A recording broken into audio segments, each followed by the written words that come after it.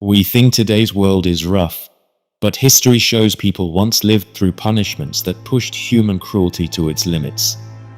These methods were real, and they were shocking. Let's uncover the 20 worst punishments in history. Let's start with number 20. Pinacule. Imagine you're already guilty. You're in Rome. Not the marble postcard Rome. The law Rome. The kind that doesn't argue back.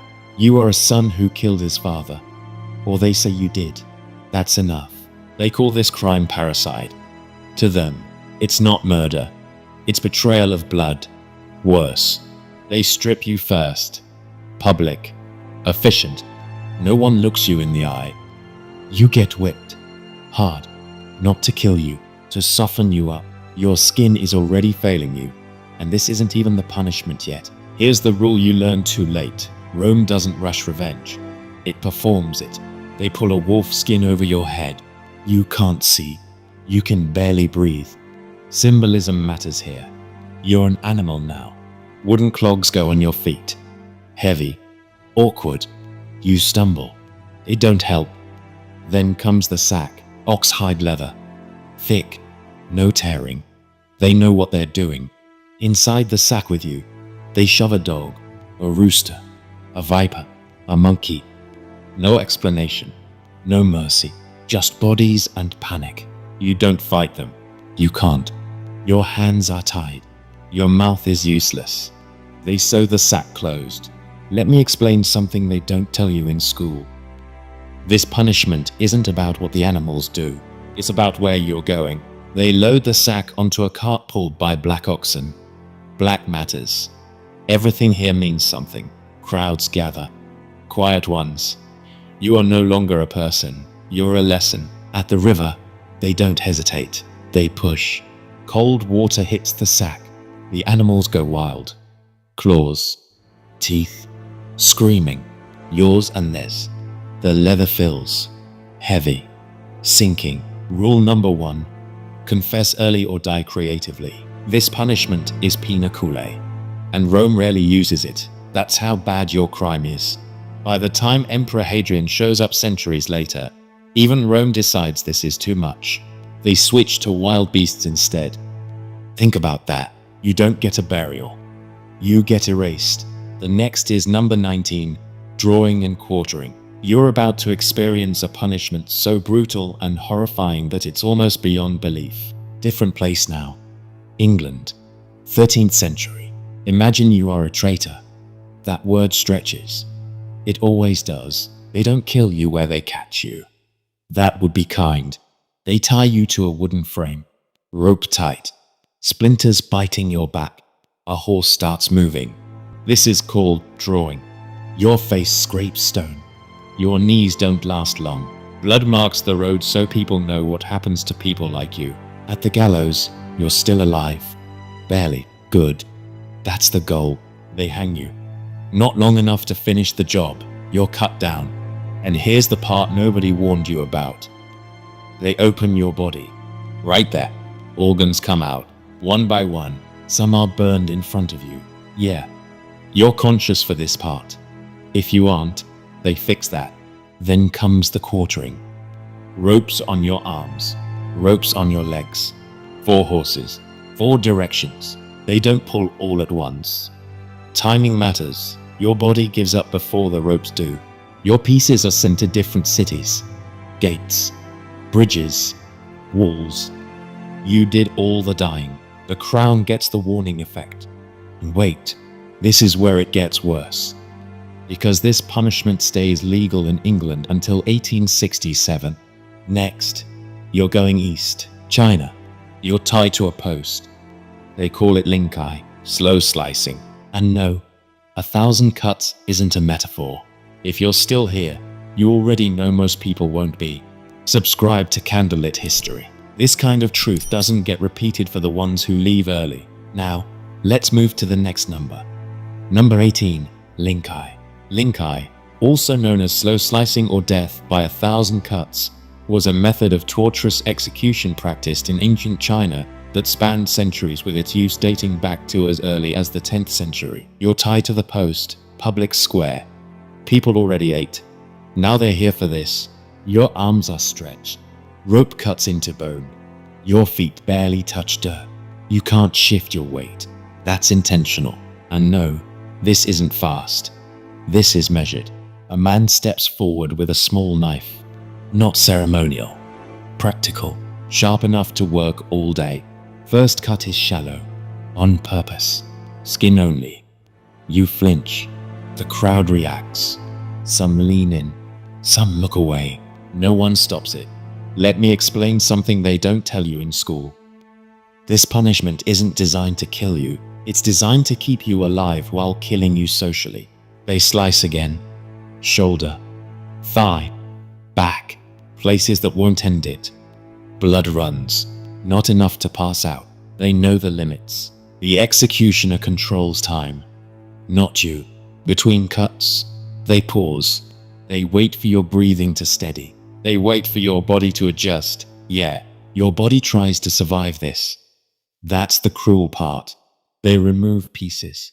Small ones. Skin. Muscle. Sometimes fingers. Sometimes ears. Each cut has witnesses. Each cut says the state is patient. This goes on for hours. Sometimes days. Records vary. The goal stays the same. By the end, they finish you with a clean strike.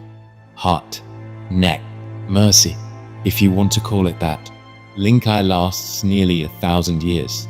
It doesn't end until 1905. Think about that timeline. You don't get time to recover. Different crime. Different body part. The next is number 17, cropping of ears. This brutal penalty involved precisely what the name suggests. You're standing in a town square. Europe. Early modern period. They call this punishment minor, cropping of ears. Your head is held still. A blade comes down. Once. Maybe twice. Sometimes they nail what's left to a pillory. Wood. Iron sun. You don't die here. That's the point. You walk away marked. Everyone knows. Forever. Infections do the rest later. Quietly. Surviving the punishment doesn't mean you survived the system. Let's move to number 16, death by boiling. Now you smell it before you see it. A cauldron. Europe, Asia. Different centuries practice same idea. Death by boiling. They strip you. Clothes come off because cloth burns. Skin burns better. You're lowered in. Sometimes the liquid is already boiling. Sometimes it isn't. It starts cold. That's worst. And they like that better. Gives them time. The heat rises. Slowly. Your nerves fire all at once. Then start failing. Your skin blisters. Then splits. Historical records say some people last 2 hours. That's not a rumor. That's written down. Henry VIII makes this punishment law for poisoners. He's afraid. You pay. After he dies, they stop. Even his son can't stomach it. And here's the part nobody warned you about.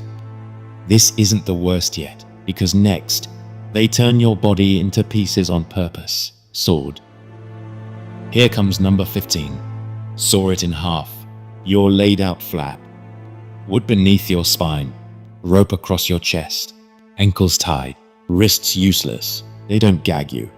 Screaming is part of the lesson. This is sawing. This nightmarish fate was inflicted upon unfortunate souls in various parts of the world, including the Roman Empire, Spain, and regions of Asia.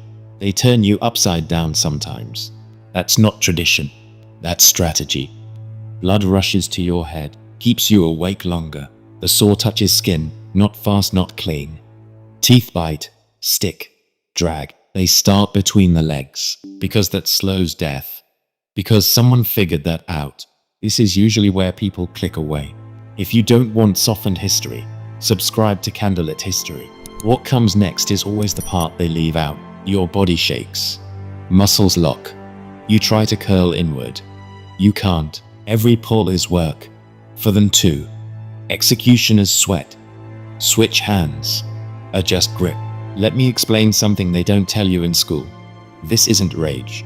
This is logistics. They avoid organs at first. They want time. They want sound. People watch until they can't. Then they leave. The saw keeps going. Eventually, your body gives them what they want. Silence. You don't get silence next. The next one is number 14. Crushed under an elephant. This gruesome practice was disturbingly popular in ancient India and several other regions of Southeast Asia. You're kneeling, hands tied behind you, face level with dust. You hear it before you feel it. An elephant, train decorated. Calm, this isn't chaos. This is command. They position you under its foot. Sometimes the head, sometimes the chest. If they want it fast, one step. If they don't, the elephant rocks, presses, lifts, presses again. Bones don't snap clean. They collapse. Animals don't choose this, humans do. The crowd cheers, or prays, or both. The elephant walks away. You stay. Let's move to number 13, the brazen bull. Hold your breath, because we're about to explore one of the most sadistic and diabolical creations in the annals of human history. Now you're inside something. Bronze. Thick. Cold at first. This nightmarish device was conceived by the ancient Greeks, specifically by the tyrant King Phalaris of Sicily in the 6th century BC. His cruel reputation seems to have known no bounds, and he sought to invent a punishment that would match his sinister desires. They call it the brazen bull. The brazen bull was a bronze statue constructed in the shape and size of an actual bull. The condemned person would be locked inside this gruesome contraption. You fit. Barely. Knees to chest. Back curved. No room to breathe deep. They lock the door. A fire would then be set beneath the bull. Metal heats slow. That's the trick.